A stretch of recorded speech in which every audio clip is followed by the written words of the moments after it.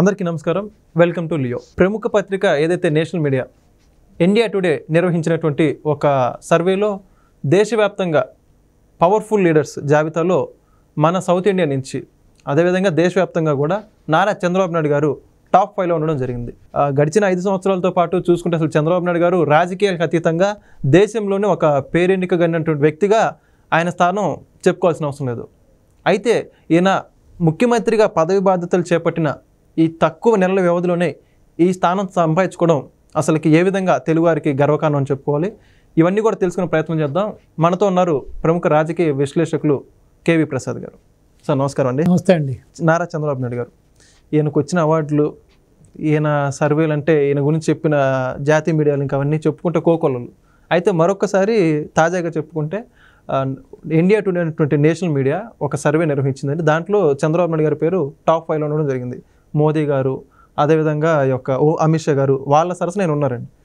ఏ విధంగా అర్థం చేసుకోవాలంటే మన తెలుగు వారికి ఇంత తక్కువ వ్యవధిలో ఈయన అంత ఉన్నత స్థాయిలో ఎలా చెప్పుకోవాలి? ఇప్పుడు రాష్ట్ర వ్యాప్తంగా కాకుండా మన పక్కనున్న సౌత్లో తెలుగు మిగతా రాష్ట్రాల్లో ఉన్న తెలుగు వారికి కానీ దేశవ్యాప్తంగా ఉన్న తెలుగు వారికి కానీ ఇది ఒక గర్వకారణం అండి. ఇది ఒక తలమానికం. సో డెఫినెట్గా ప్రతి తెలుగువాడు కూడా గర్వించదగ్గ విషయం, ఆనందపడవలసిన విషయం. సో ఇది డెఫినెట్గా మనం ఏంటంటే అటువంటి వ్యక్తి, అంత విజనరీ లీడరు, అంత ఒక టార్చ్ బేరరు మన తెలుగు సముదాయంలో మనకి దొరకడం అనేది నిజంగానే తెలుగువారు చేసుకున్న అదృష్టం. సో డెఫినెట్గా మీకు తెలియంది ఏముంది, ఆయన ఈజ్ ఎ ట్రబుల్ షూటర్ ఆయన. ఓకే. సో ప్రతిసారి కూడా రాష్ట్రం సంకనాగిపోయినప్పుడు కొంతమంది అవినీతి పరుల చేతుల్లో ప్రజలు ఏమారి వాళ్ళ యొక్క తప్పుడు ప్రకటనలకి, తప్పుడు వాగ్దానాలకి, తప్పుడు ఆలింగనాలకి, హగ్గులకి, ముద్దులకి మోసపోయి రాష్ట్రం సర్వనాశనం అయిపోయి ఖజానాలో రూపాయి లేకుండా అడుగంటిపోయినప్పుడు ఇటు ఆర్థికంగా కానీ, ఇటు పారిశ్రామికంగా కానీ, ఇటు ఉద్యోగరీత్యా కానీ పూర్తిగా రాష్ట్రం ఈవెన్ డే బై డే ప్రతిరోజు కూడా దైనందిక జీవితంలో ఉండే పనులు కూడా లేకుండా రోజువారీ కూలీ పనులు చేసుకునే ఆ యొక్క శ్రామికులందరూ కూడా అన్నమో రామచంద్ర అంటూ రూపాయి చేతిలో లేకుండా అలమాటించినప్పుడు ప్రతిసారి కూడా మళ్ళీ ఆయన గుర్తొస్తాడు. వీళ్ళందరికీ గుర్తొచ్చినప్పుడు మళ్ళీ అధికారం ఇస్తారు. అధికారం ఇస్తే మళ్ళీ స్క్రాచ్ నుంచి, ఏదైతే అట్టడుగు నుంచి, కింద నుంచి, ఫౌండేషన్ దగ్గర నుంచి మళ్ళీ ఆయన ఒక అభివృద్ధి చేస్తాడు. సో అదేవిధంగా రాజశేఖర రెడ్డి టైంలో అలాగే జరిగింది. ఆయన 2004కు ముందు ఏ విధంగా సంస్కరణలు తీసుకొచ్చి ఐటీ సాఫ్ట్వేర్ను తీసుకొచ్చి ఏ విధంగా ఉమ్మడి రాష్ట్రాన్ని అభివృద్ధి చేయడం జరిగింది. అలాగే 2004లో రాజశేఖర రెడ్డి యొక్క పాదయాత్ర చూసి, అతని వాగ్దానాలు చూసి ప్రజలు ఏ విధంగా మోసపోయారు. ఏదో 4 మంచి పనులు చేశానన్న పేరుకు మొక్కుబడిగా చేసి ఏ విధంగా రాష్ట్రాన్ని, రాష్ట్ర ప్రజల్ని మోసం చేశాడో రాజశేఖర రెడ్డి మనం చూసాం. అయిన వాళ్ళకి కాని వాళ్ళకి, తన అనుకున్న వాళ్ళందరికీ దోచిపెట్టాడు. అలాగే కొడుకు కూడా అవుట్ ఆఫ్ ద వే ఇన్ని కంపెనీలు, ఇన్ని ఎస్టేట్లు, ఇన్ని టీవీలు, లేకపోతే ఈ యొక్క పేపరు, ఈ యొక్క పవర్ ప్రాజెక్ట్సు, సిమెంట్ ప్రాజెక్ట్సు, ఇంత ఆస్తులు, ఇన్ని వేల కోట్ల ఆస్తులు రావడానికి కారణం రాజశేఖర రెడ్డి. సో రాజశేఖర రెడ్డి మూలంగా ఎంతమంది పారిశ్రామికవేత్తలు, అసలు పట్టుకున్నదల్లా బంగారం అయ్యే పారిశ్రామికవేత్తలు అందరూ మట్టి కట్టుకుపోయారో మనం చూసాం. ఒక మ్యాట్రిక్ ప్రసాద్ గారు కానీ, ఒక ట్రైమాక్స్ ప్రసాద్ గారు కానీ, ఒక పెన్నా సిమెంట్ ప్రతాప్ రెడ్డి గారు కానీ, సత్యం రామలింగరాజు కానీ, ఇలా చెప్పుకుంటా పోతే దీనికి ఒక అంతులేని చాంతాడంత లిస్ట్ ఉంటుంది. ఓకే. సో ఎస్పెషల్లీ వీళ్ళంతా నాశనం చేసింది కూడా మెజారిటీ ఒక సామాజిక వర్గాన్ని నాశనం చేశారు. ఆ రోజు నుంచి కూడా వీళ్ళ యొక్క టార్గెట్ అదే. ఎప్పుడు కూడా ఒక సామాజిక వర్గాన్ని ఏ విధంగా వీళ్ళని భ్రష్టు పట్టించాలి, ఏ విధంగా ఆర్థికంగా దెబ్బతీయాలి, లేదంటే వీళ్ళు తెలుగుదేశానికి వెన్నుదన్నుగా ఉంటే మళ్ళీ మనకు అధికారం అనేది కళ్ళ అని చెప్పి ఆ విధంగా రకరకాల ఎత్తులు కుయుక్తులతోటి ఒక సామాజిక వర్గాన్ని ఏ విధంగా కుదేలు చేశారు, నాశనం చేశారని చెప్పి. బట్ ఆ సామాజిక వర్గం అనేది ఏంటంటే అది ఎడారిలో ఒయాసిస్ లాంటిది. అది ఎప్పుడు కూడా అలాగే ఒక ఓటబావి లాంటిది, ఒక జీవనది లాంటిది ఆ సామాజిక వర్గం. ఎటువంటి విపత్కర పరిస్థితులు వచ్చినా కూడా, ఎటువంటి గడ్డు పరిస్థితులు వచ్చినా కూడా మళ్ళీ ఏ విధంగా అయితే చుక్క నీరు లేకుండా కూడా ఒక బ్రహ్మజముడు ఏ విధంగా అయితే మొలకెత్తుతుందో అటువంటి యొక్క సామాజిక వర్గం ఆ సామాజిక వర్గం.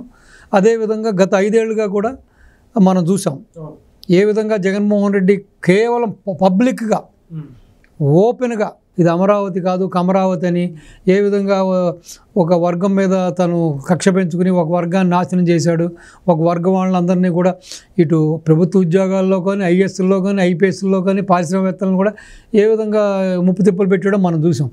సో ఈ షార్ట్ టైంలో ఇన్ని విధాలుగా రాష్ట్రాన్ని శాండ్ ల్యాండ్ వైన్ మైన్ పేరుతో దోచేసి ప్రతి స్కీమ్ వెనకాల కూడా ప్రతి స్కీము కూడా జగన్ చేసింది స్కామే.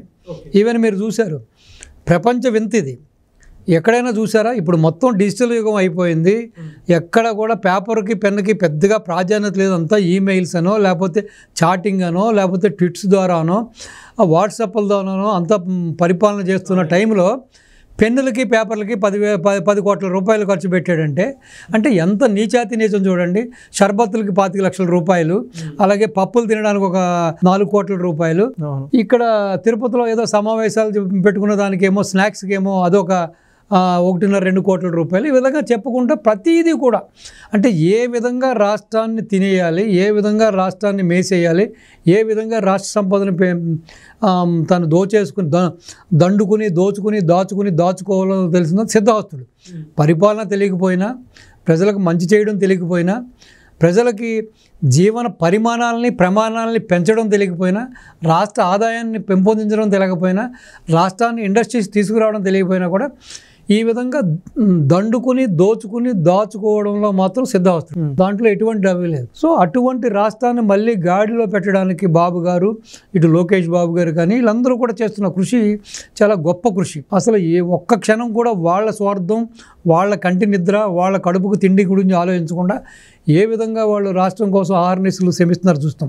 ఇటువంటి షార్ట్ టైంలో ఈ విధంగా ఇండియా టుడేలో ఒక అగ్రనాయకుడిగా, ఒక టాప్ పొలిటీషియన్గా ఆ 5th పొజిషన్లోకి రావడం అనేది చాలా గొప్ప విషయం. అంటే ఒక విధంగా చెప్పాలంటే ఇది బాబు గారికి గత 40 సంవత్సరాలుగా కూడా ఆయనకంటూ ఆయన ఒక సిగ్నేచర్ క్రియేట్ చేసుకున్నారు. ఇటు ఉమ్మడి రాష్ట్రంలో ఈరోజు ఆంధ్రప్రదేశ్, ఈరోజు తెలంగాణ ఈ పరిస్థితిలో ఉందంటే ఆయనే కదా కారణం. ఎంతమంది నాయకులు వచ్చినా, ఎన్ని అవినీతులు చేసినా కూడా ఇక్కడ తొలకగా బెనకగా రాష్ట్రం ఇలా నిలబడి ఉందంటే కూడా, బ్యాంక్రప్ట్ అవ్వకుండా ఉందంటే, 1వ తారీఖు వచ్చినోడికి జీతాలు అందుతున్నాయంటే కేవలం బాబు గారు సృష్టించిన సంపద, బాబు గారు తీసుకొచ్చిన ఇండస్ట్రీస్, ఆయన చేసిన సంస్కారం లేదు దానికి కారణం. ఈరోజు చూశారు కదా భూముల రేట్లు ఎలా ఉన్నాయి తెలంగాణలో. సో కాబట్టి దాంట్లో ఆ హెడ్డింగ్ చాలా నాకు నచ్చింది, ఫీనిక్స్ రైజెస్ అని. నిజంగానే ఆయన ఫీనిక్స్ లాంటి వాడు ఆయన. ఎందుకంటే ఎటువంటి గడ్డు పరిస్థితులైనా ఎదుర్కొని వాటిని చెబుతారు కదా, రిస్క్ని దాన్ని రస్కులా మార్చుకుని దాన్ని ప్రజలకు అందించే మహానుభావుడు బాబు గారు. సో కాబట్టి వాళ్ళు రాసిన దాంట్లో అతిశయోక్తి కానీ లేకపోతే అదేదో పెద్ద ఎగ్జాబిషన్ కానీ ఏమీ లేదు. అది నగ్న సత్యం, ఉన్నది ఉన్నట్టుగా చెప్పారు. ఆయన is a tallest leader in the country అండి, is a tallest leader in the world అండి, one of the tallest leader. ఒక రోజున ఇలాగే ఈ కాంగ్రెస్ నాయకులు కొంతమంది అవాకులు చవాకులు పేలుతుంటే, రాజశేఖర రెడ్డి టైంలో కొంతమంది ఈయన గురించి చాలా హేళనగా మాట్లాడుతుంటే రాహుల్ గాంధీ గారు ఓపెన్గా చెప్పాడు, ఆయన గురించి మాట్లాడే అర్హత మీకు లేదు, is a tallest leader in the country. విధి విధానాల మీద మాట్లాడండి, పార్టీ సిద్ధాంతాల మీద మాట్లాడండి, ఆయన అనడానికి మీరు సరిపోరు అని చెప్పి ఆయన ఖండించడం జరిగింది.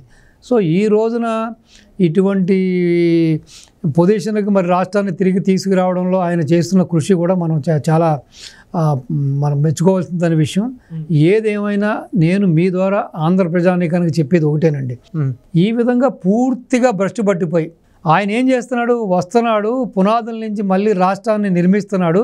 సో ఎగ్జాంపుల్ చెప్పాలంటే, నిలువ నీడలేని మీకు, కట్టుకోవడానికి గుడ్డ లేని మీకు, తినడానికి తిండి లేని మీకు ఆయన సంపద సృష్టించి మీకు అన్ని సౌకర్యాలు చేసి ఇటుక పేర్చి ఇల్లు కట్టి మీకు ఇస్తుంటే, హాయిగా ఇంట్లో పిల్ల మెడ్డులతోటి పిల్ల పాపలతోటి హాయిగా మీరు జీవనం సాగించవలసిన మీరు మీ ఇంటిని మీరే డైనమైట్లు పెట్టో లేకపోతే బాంబులు పెట్టో కూల్చేసుకుంటున్నారు.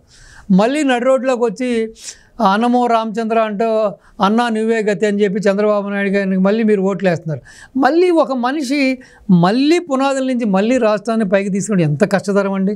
అది ఎస్పెషల్లీ ఇప్పుడు ఆ వయసులో ఇంకా కష్టం ఆయనకి. అయినా సరే ఆ కష్టాన్ని కూడా ఇష్టంగా మార్చుకుని ఆయన ఇంత ప్రీతిగా ఈ విధంగా 24/7 కష్టపడుతుంటే, అదే మీరు తీసుకోండి, ఏ రోజునైతే చంద్రబాబు నాయుడు గారు సీఎం అయ్యారో ఆ రోజు నుంచి 2 times రాజశేఖర రెడ్డికి ఛాన్స్ ఇవ్వకుండా అలాగే మొన్న ఈ జగన్మోహన్ రెడ్డికి ఛాన్స్ ఇవ్వకుండా అదే బాబు గారిని అధికారంలో కానీ ఉంచుంటే ఈ ఆంధ్ర ప్రజానీకం ఈ రోజున ఆంధ్ర ఎలా ఉండేదండి? ఒక స్విట్జర్లాండ్లా ఉండేది, ఒక సింగపూర్లో తయారయ్యేది. సో కాబట్టి ఇప్పటికైనా ప్రజలను మారమంటున్నా. కులం కూడుబెట్టదు, మతం మనుగడను అనేది నా సిద్ధాంతం. ఆ సిద్ధాంతం అనుసరించండి. ఇప్పుడు మీ కులం మీద మీకు అభిమానం ఉంటే తప్పులేదు, 4 గోళ్ల మధ్య మీ ఇంటి వరకు పెట్టుకోండి. కానీ ఇటువంటి ఒక దొంగకి, ఇటువంటి ఒక సైకోకి, కనీస పరిపాలన తెలియని వాడికి, దోపిడీ దొంగకి అధికారాలు అప్పచెబితే అది ఏ విధంగా ఉంటుందన్నది తండ్రిని అడ్డం పెట్టుకుని చేసిన అవినీతి కనపడుతుంది ప్రస్ఫుటంగా. ప్లస్ రెండోది ఈ 5 ఏళ్లలో కూడా మనం చూసాం, కనీసం ఆల్మోస్ట్ పంచభూతాలను కూడా మింగేసినంత పని చేశాడు. గుడికి లేదు, బడికి లేదు, అసలు ఎక్కడ కూడా సేఫ్టీ లేదు. సో కాబట్టి ఇప్పటికైనా ఆంధ్ర ప్రజానీకానికి నేను చెప్పేది ఒకటే, ఇప్పటికైనా బాబు గారి మంచితనాన్ని, బాబు గారి గొప్పతనాన్ని, బాబు గారి యొక్క పనితనాన్ని గుర్తించండి. ఆయన అడుగుజాడల్లో నడవండి. మీ జీవితాల్ని మీరు మంచిగా చేసుకోండి. అలాగే మీరు నడిచే బాటలో ఆ ముళ్ళు, రాళ్ళు, రప్పలు లేకుండా ఓ పూబాటగా మారుస్తాడు ఆయన. ఇప్పటికైనా సరే మీ నైజం, మీ యొక్క ప్రవృత్తి మార్చుకుంటే రాష్ట్రానికి మంచిది, మీకు మంచిది, మీ భావితరాలకు మంచిది. చేతుల మీకు మీరే సమాధులు కట్టుకుంటూ, మీ తరాలకు కూడా మీరే గోతులు తీస్తూ, మీరే సమాధులు కట్టడం అనేది సవ్యం కాదు. ఇక మీదటైనా సరే ఫ్యూచర్లో ఈ జగన్మోహన్ రెడ్డి అనే పార్టీ కానీ, జగన్మోహన్ రెడ్డి అనే వ్యక్తిని పూర్తిగా రాజకీయంగా మీరు భూస్థాపితం చేస్తేనే ఆంధ్రాకి భవిష్యత్తు, భవిత ఉందని చెప్పి నేను ప్రగాఢంగా నమ్ముతున్నాను. ఇది మాత్రమే కాదు, నాకు ఎంతోమంది ఇండస్ట్రియలిస్టులు తెలుసు, ఎంతోమంది నాకు ఎంఎన్సీ క్లయింట్స్, నా క్లయింట్స్ ఉన్నారు. వాళ్ళ మధ్యలో ఉన్న భావన, వాళ్ళ మధ్యలో ఉన్న ఆ యొక్క డౌట్ కూడా ఇదే. మళ్ళీ దుర్మార్గుడికి అధికారం అప్పచెబుతారేమో ఆంధ్రులు అనే ఒక భయం, ఇంకా మీమాంస చాలా ప్రజల్లో ఉంది. ఆ మీమాంస పోగొట్టే బాధ్యత మీ చేతుల్లోనే ఉంది. ఈవెన్ లోకేష్ బాబు గారు అమెరికా వెళ్ళినప్పుడు కూడా చాలామంది మెజారిటీ వాళ్ళు అడిగిన ప్రశ్న కూడా ఇదే అడిగారు, మాకు ఏంటి అష్యూరెన్స్, వస్తాం, మేము పెడతాం, మీ మీద, మీ తండ్రి గారి మీద, మీ పార్టీ మీద మాకు అచంచలమైన అపారమైన నమ్మకం ఉంది. మీరు మంచి చేస్తారు, మాకు మంచి చేస్తారు, ప్రజలకు మంచి చేస్తారు. కానీ మరి ఆ దుర్మార్గుడు ఇంత మంచి చేసినప్పుడు కూడా 2019-24 వరకు వాడికి అధికారం ఇచ్చారు. మళ్ళీ ఏంటి దీనికి అష్యూరెన్స్ అని కూడా అడగడం జరిగింది. కాబట్టి ఇది చంద్రబాబు నాయుడు గారి చేతిలో లేదు, లోకేష్ బాబు గారి చేతిలో లేదు, ఈ కూటమి నాయకులు ఎవరి చేతిలో కూడా లేదు. ఇది కేవలం ఈ ఆయుధం, ఓటు అనే ఆయుధం ఈ ప్రజల చేతిలోనే ఉంది, ఈ ఆంధ్ర ప్రజానీకం చేతిలోనే ఉంది. కాబట్టి ఆ ఆయుధాన్ని సక్రమంగా వదించి, ఆ ఆయుధంతో ఆ దుర్మార్గుడిని రాజకీయంగా వధించి, ఇదిగో మీకు మంచి చేసే ఇటువంటి మహానుభావుడు, ఒక టార్చ్ బేరరు. రెండోది ఏంటంటే ఆయన కారణజన్ముడు అండి. అటువంటి వ్యక్తి మనకి ఒక లీడర్గా రావడం అనేది మనం ఎంతో పూర్వజన సుకృతం. దాన్ని ఈ ప్రజలు అర్థం చేసుకుని కులాలని, మతాలని పక్కన పెట్టి, ఇప్పుడు మీరు చూస్తున్నారు, ఎమ్మెల్యేలను చూశారు, ఎంపీలను చూశారు, ఎమ్మెల్సీలను చూశారు, ఇప్పుడు ఇస్తున్న నామినేటెడ్ పోస్టులు చూస్తున్నాం, అలాగే మినిస్ట్రీ క్యాబినెట్ చూసాం, స్పీకర్లను చూస్తున్నాం, ఉపసభాపతులను చూస్తున్నాం. ఎక్కడైనా కమ్మ సామాజిక వర్గం వాళ్ళే ఉన్నారా? పోయినసారి గవర్నమెంట్లో ఎలా ఉంది? అంతా కూడా ఒక వర్గమే ఉంది, ఇప్పుడు లేదు కదా. ఎంత బ్యాలెన్స్డ్గా అన్ని వర్గాలకి న్యాయం చేస్తూ, అన్ని ఉపకులాలకి, కులాలకి న్యాయం చేస్తూ ఆయన ముందుకెళ్తున్నాడు. కాబట్టి ఆయనకి కులం లేదు, ఆయనకి మతం లేదు. దయచేసి ఆయనకు అటువంటి రంగులు అంటించొద్దు. మీ రాష్ట్రం బాగుండాలి, మీరు బాగుండాలని నిజంగా మనస్ఫూర్తిగా మీరు కోరుకుంటే ఇంతటితో జగన్మోహన్ రెడ్డి యొక్క రాజకీయానికి, రాజకీయ జీవితానికి మీరు ఫుల్ స్టాప్ పెట్టవలసిన గురుతర బాధ్యత మీ ఆంధ్ర ప్రజానీకం మీదే ఉంది. ఆ బాధ్యతను మీరు నిర్వర్తిస్తారా, లేదు నెత్తి మీద మట్టేసుకుంటారా అనేది మీ చేతిలో ఉంది. కాబట్టి మీ విజ్ఞతగా వదిలేస్తున్నాను నేను. ఖచ్చితంగా సార్, ఇప్పటికే చంద్రబాబు నాయుడు గారి స్థాయి ఏంటో దేశ ప్రజలందరికీ కూడా తెలుసు. రానున్న రోజుల్లో ఈ యొక్క టాప్ 5 ఏదవుతుందో అవన్నీ కూడా దాటుకొని టాప్ 4 ఉండాలని మనస్ఫూర్తిగా కోరుకుందాం. థ్యాంక్ యూ సార్, ధన్యవాదాలు. థ్యాంక్ యూ అండి. Please subscribe to Leo news for more videos.